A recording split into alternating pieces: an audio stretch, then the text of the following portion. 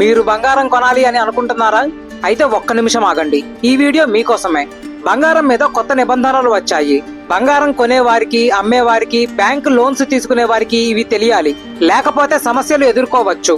Hi friends, అందరికీ నమస్కారం. Welcome to my channel. బంగారాన్ని కేవలం ఒక వస్తువుగా కాకుండా దాన్ని ఒక పెట్టుబడి లాగా చూస్తాము.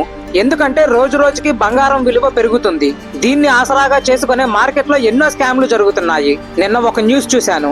ఒక ప్రముఖ జ్యువెలర్స్ దొంగ బంగారం అమ్ముతుంది. ఎలా అంటే లోపల ప్లాస్టిక్ గానీ లేకపోతే వేరే వేరే మెటల్స్ గానీ అలా ఏమైనా ఉంటాయి, పైన మాత్రం గోల్డ్ కవరింగ్ ఉంటుంది. కాకపోతే నమ్మదగ్గ సోర్సెస్ ఈ విషయం కవర్ చేయలేదు, అందుకని ఆ విషయం గురించి పూర్తి వివరాలు చెప్పట్లేదు. కానీ మార్కెట్ లో మాత్రం ఇలాంటి ఎన్నో రకాల స్కామ్లు జరుగుతున్నాయి.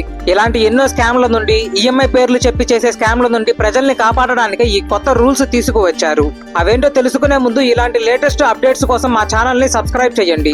అక్టోబర్ 1, 2025 నుండి బంగారు ఆభరణాలు కొనడానికి కానీ, బంగారం కాయిన్స్ కొనడానికి కానీ, ఈటీఎఫ్స్, మ్యూచువల్ ఫండ్స్ ఇలా ఎలా అయినా సరే బంగారం కొనడానికి లోన్స్ ఇవ్వడం చెయ్యొద్దు అని బ్యాంకులకి, ఎన్బిఎఫ్సిలకి ఆర్బీఐ సూచించింది. కాబట్టి ఎవరైనా మేము లోన్లు ఇస్తాము, ఈఎంఐ కట్టుకుంటే చాలు అని అంటే ఆలోచించుకోండి. బంగారం నాణ్యత తెలియటానికి ఫస్ట్ చూసుకోవాల్సింది బిఐఎస్ హాల్ మార్క్. కొత్త నిబంధనల ప్రకారం 9 క్యారెట్ వస్తువుల వరకు hall marking compulsory. BIS mark, HUID number ఉన్న ఆభరణాలు మాత్రమే కొనుక్కోండి. హాల్ మార్క్ లేని బంగారం అమ్మటం నిషేధం.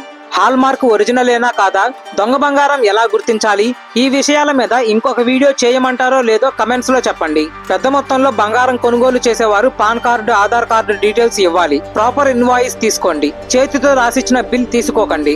ఈ వీడియో గనక మీకు నచ్చినట్టు అయితే లైక్ చేయండి, మీ ఫ్రెండ్స్ అండ్ ఫ్యామిలీకి షేర్ చేయండి. ఇటువంటి మరిన్ని వీడియోస్ కోసం మా శేషసాయి అఫీషియల్ యూట్యూబ్ ఛానల్ ని సబ్స్క్రైబ్ చేయండి. మీ సలహాలు, సూచనలు, అభిప్రాయాలు కింద కమెంట్స్ సెక్షన్ లో తెలపండి. జై శ్రీరామ్, జై హింద్.